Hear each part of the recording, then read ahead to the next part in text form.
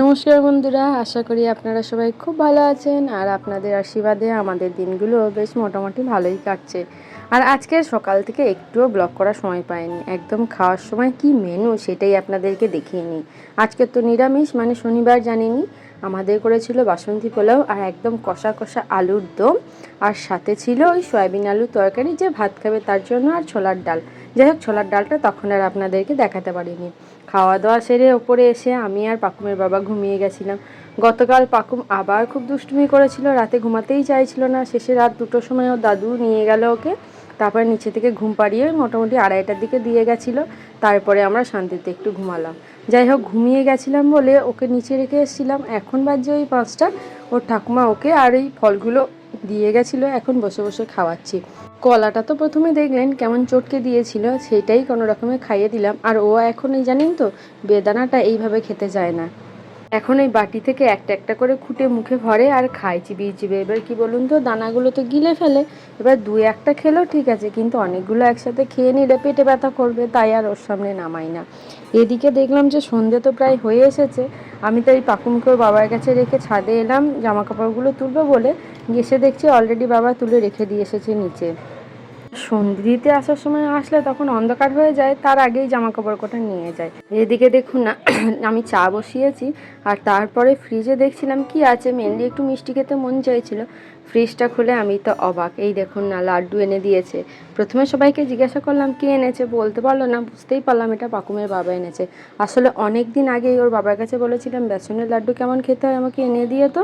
তো বিকেলের বেলায় কি করেছে জানেন তো, ফ্রিজের সামনে নিজে দাঁড়িয়েছিল, নারকেল বার করে নারকেলটা খেলো আর আমাকে বলছে রেখে দাও।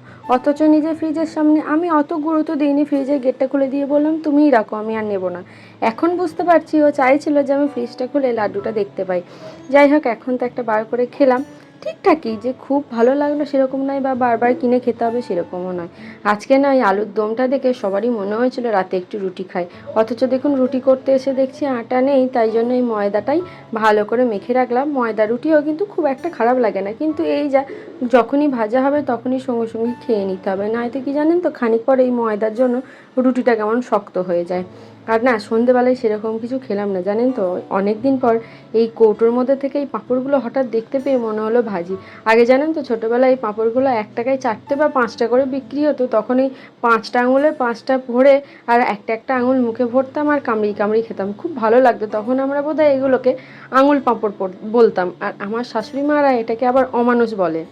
যাক, সন্ধ্যের কাজ কোনো রকমে গুটিয়ে পাঠিয়ে এলাম, মেয়েটাকে খাইয়ে পরিষ্কার পরিচ্ছন্ন করে জামা প্যান্ট চেঞ্জ করে দিলাম।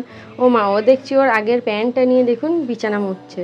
মানে এখন আমাদেরকে যে কোনো কাজ করতে দেখে ও সেটাই করার চেষ্টা করে, যেমন জল পড়ে থাকলে ওর নিজের জামা দিয়ে সেই জলটা মোছে। এই টাইপের কাণ্ড কারবারগুলো এখন শুরু করেছে। রান্নাঘরের কাজ আর পাকুমকে খাওয়ালে মোটামুটি সন্ধ্যের বড় বড় কাজগুলো আমার সারাই হয়ে যায়। এখন শুধু পড়ে আছে একটাই কাজ, এই যে এদেরকে খেতে দেবো। ওদের খিদে লেগে গেছে দেখুন, তাই দরজার সামনে এসে বসে আছে। সাধারণত খিদে লাগলে ওরা এটাই করে। দেখি, দাঁড়ান, ভালো করে আগে ভাতটা মাখিয়ে নেব। তার আগে এই দেখুন না, মামুনির ভিডিওটা এডিট করেছি। এডিট করার পর ভালো করে শুনে নিচ্ছি যে সব জায়গায় সবটা ঠিক আছে কিনা। যদি কোনো সমস্যা থাকে এখনই ঠিক করে দিতে পারবো, আর একবার জানেনই তো, আপলোড করে দিলে আর কিছু করার থাকে না। এই যে এখন আমাদের খাওয়ার টাইম হয়ে গেছে, মামনি চলে এসেছে, গরম গরম রুটি কটা ভেজে দেবে। প্রথমেই আমি আগে খেয়ে নেবো, কারণ একজন না খেলে পাকুমকে ধরার কেউ থাকে না। আমি খেয়ে নিয়ে তারপর পাকুমকে নিয়ে ওপরে চলে যাবো, তারপর মামনি, পাকুমের বাবা, দাদু সব একসাথে খেতে বসবে। আর তারপর তো পাকুমকে ঘুম পাড়ানোর জন্য আমার 1 ঘন্টা টাইম লাগবে, তাই আমি আর দেরি করব না। তাহলে বন্ধুরা, আজকের মতো ভিডিওটা এইটুকুই থাক। যদি ভালো লেগে থাকে তাহলে কিন্তু একটু কমেন্টে জানাবেন, সাথে একটা লাইকও করে দিয়েন। আর আমাদের চ্যানেলে প্রথম এসে থাকলে আমাদের চ্যানেলটা সাবস্ক্রাইব করে আমাদের পাশে থাকার একান্ত অনুরোধ করব। আজকের মতো টাটা।